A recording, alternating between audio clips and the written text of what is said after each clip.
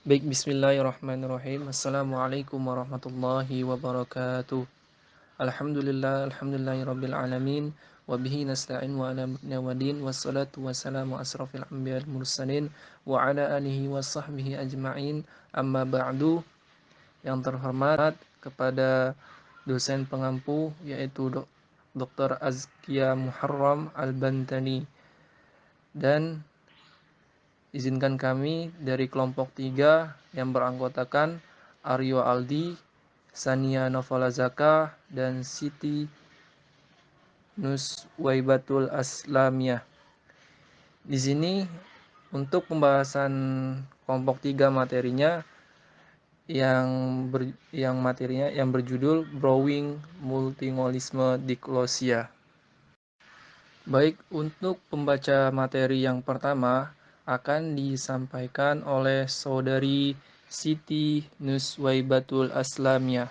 Kepada Saudari Siti Nuswaibatul Aslamiyah, saya persilakan. Bismillahirrahmanirrahim. Di sini saya akan menjelaskan materi tentang borrowing.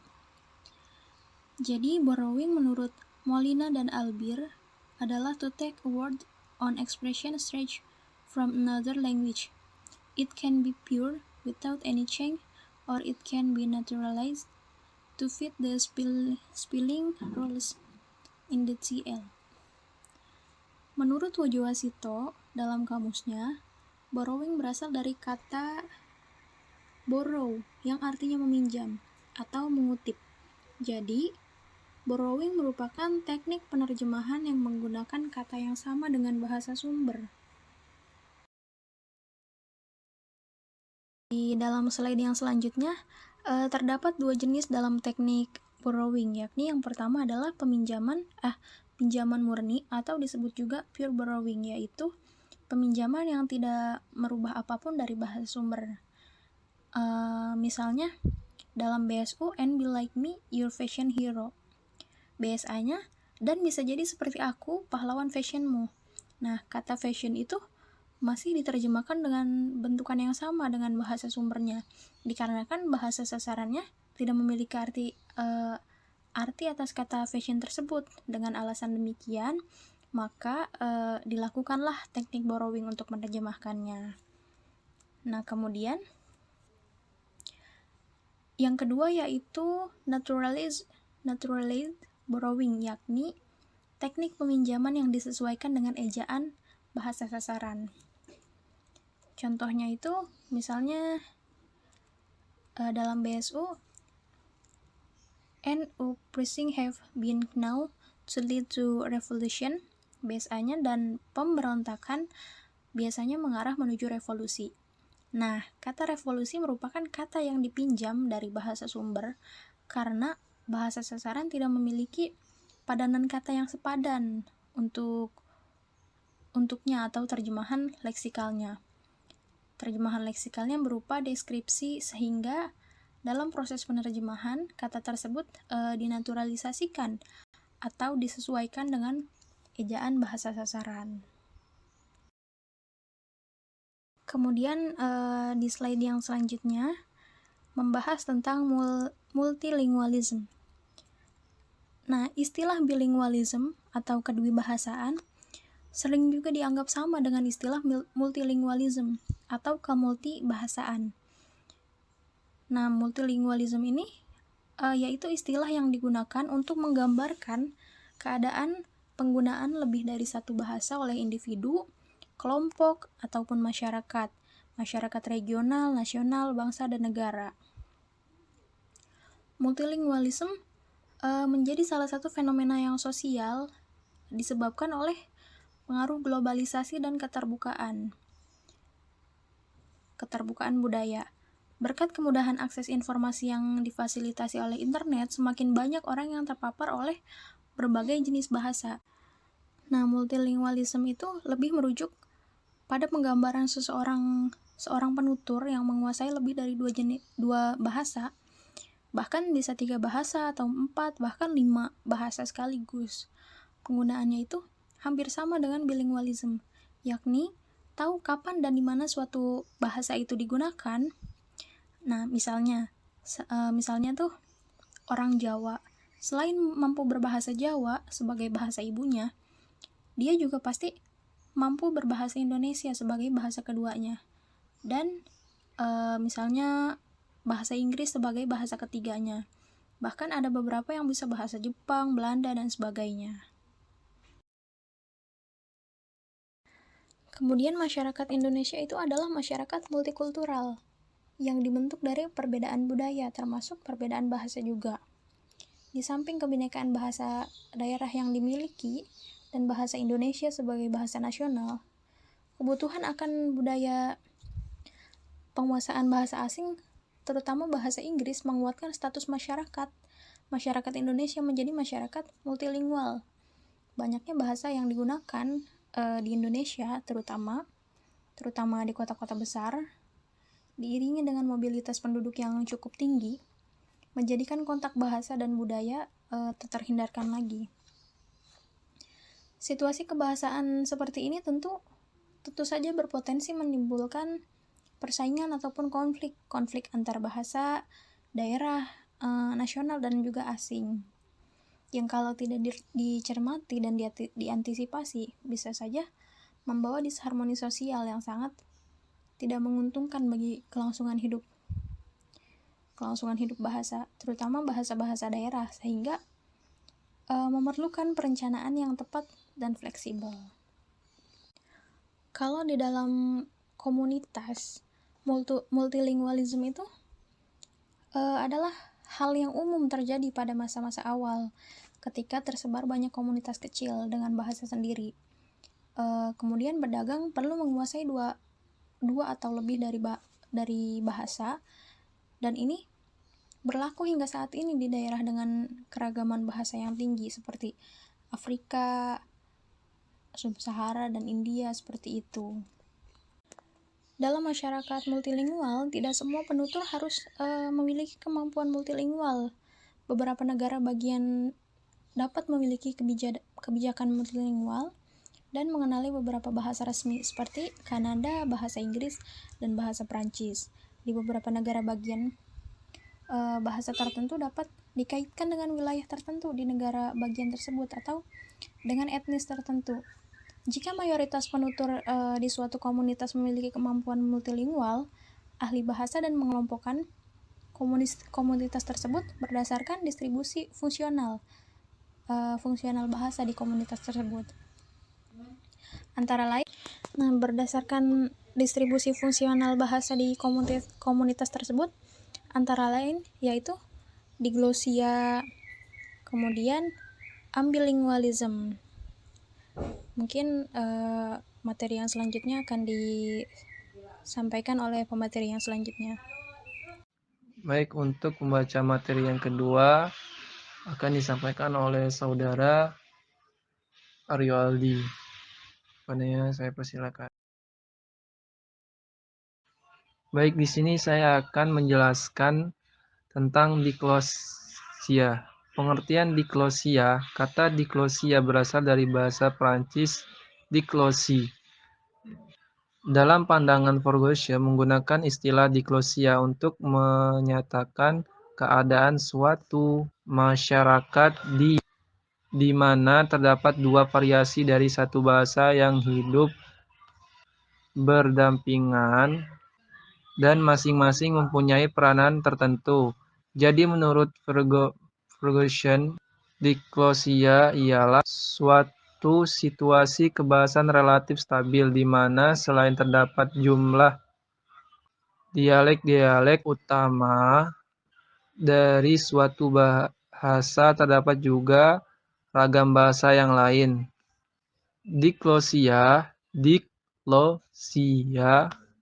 siaan, ling, situasi kebahasaan dengan pembagian fungsional atas variasi bahasa atau bahasa yang ada dalam masyarakat, misalnya ragam atau bacaan A untuk suasana resmi di kantor dan ragam atau bahasa B untuk suasana intim di rumah. Rumusan asli Ferguson tentang diklosia adalah suatu situasi kebahasaan yang relatif stabil, di mana selain terdapat sejumlah dialek-dialek utama, lebih ragam utama dari satu bahasa. Terdapat juga sebuah ragam lain. Dialek-dialek utama itu diantaranya berupa sebuah dialek standar atau sebuah standar regional. Ragam lain yang bukan dialek-dialek utama itu memiliki ciri sudah sangat terkodifikasi. Gramatikalnya lebih kompleks, merupakan wahana kesusastraan tertulis yang sangat luas dan dihormati. Dipelajari melalui pendidikan formal, digunakan terutama dalam bahasa tulis dan bahasa lisan formal. Tidak digunakan oleh lapisan masyarakat manapun untuk percakapan sehari-hari. Ferguson membicarakan diklosis itu dengan mengambil contoh 4 buah masyarakat tutur dengan bahasa mereka. Kategori masyarakat tutur itu adalah masyarakat tutur bahasa Arab, Yunani modern, Jerman, Swiss, dan Kreol Hatti.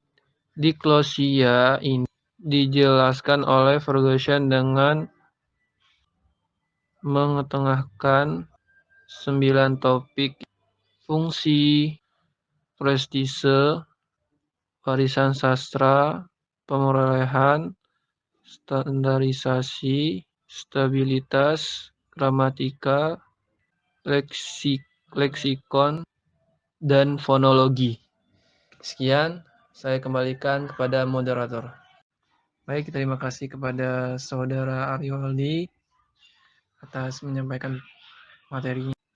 Baik, untuk pembaca materi yang ketiga akan disampaikan Saudari Sania Novala Zaka. Baik, sebelumnya terima kasih kepada moderator yang telah memberikan saya waktu untuk menyampaikan materi selanjutnya. Materi selanjutnya yaitu latar belakang munculnya diglosia. Karena latar belakang munculnya diglosia ini cukup banyak dan panjang, jadi bisa kalian lihat pada makalah kami atau pada media lain seperti Google, YouTube, dan lain sebagainya. Berikut penjelasan singkat kami terkait latar belakang munculnya diglosia. Sebagaimana dijelaskan sebelumnya bahwa bahasa Arab baku adalah bahasa Quraisy yang digunakan Al-Quran dan Nabi Muhammad SAW. Bahasa ini selanjutnya disebut sebagai bahasa Arab Fusha. Hari ini bahasa Arab Fusha adalah ragam bahasa yang ditemukan di dalam Al-Quran.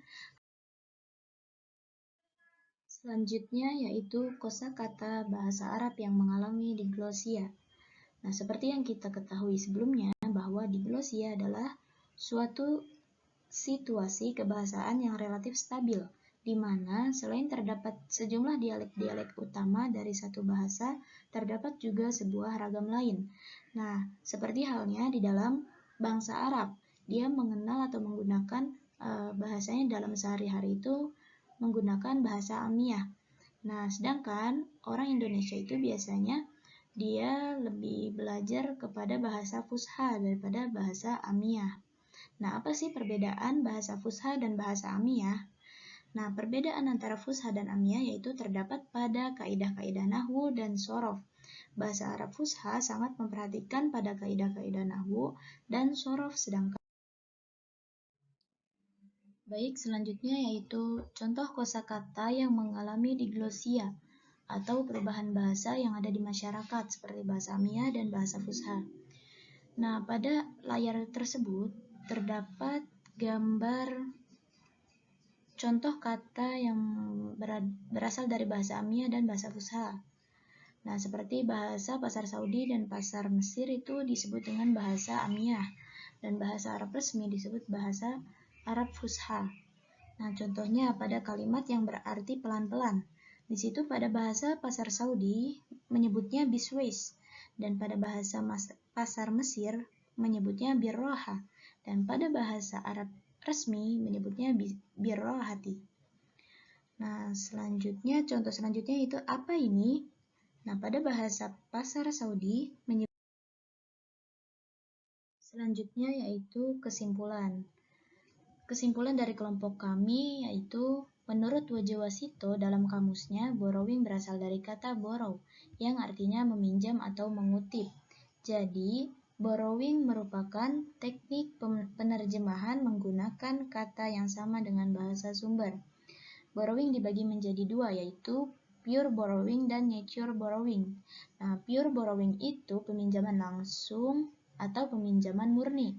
Nah, sedangkan nature borrowing yaitu peminjaman yang menggunakan penyesuaian fonetik dan morfologi bahasa sasaran atau teknik peminjaman alamiah. Selanjutnya itu multilingualisme. Multilingualisme lebih merujuk pada penggambaran seorang penutur yang menguasai lebih dari 2 bahasa, 3 bahasa, atau 4 bahkan 5 bahasa sekaligus. Dan yang terakhir yaitu diglosia. Nah, diglosia adalah suatu situasi bahasa di mana terdapat pembagian fungsional atau variasi-variasi bahasa atau bahasa-bahasa yang ada di masyarakat. Yang dimaksud ialah bahwa terdapat perbedaan antara ragam formal atau resmi dan tidak resmi atau non-formal. Diglosia ini dijelaskan oleh Ferguson dengan mengetengahkan 9 topik, yaitu fungsi, prestise, warisan sastra, pemerolehan, standarisasi, stabilitas, gramatika, leksikon, dan fonologi. Sekian dari saya, kurang lebihnya mohon maaf. Saya kembalikan kepada moderator. Terima kasih kepada Saudari Sania Novalazaka atas pemaparan materinya. Baik, mungkin cukup sekian materi yang dapat kami sampaikan. Kurang lebihnya mohon maaf. Terima kasih. Assalamualaikum warahmatullahi wabarakatuh.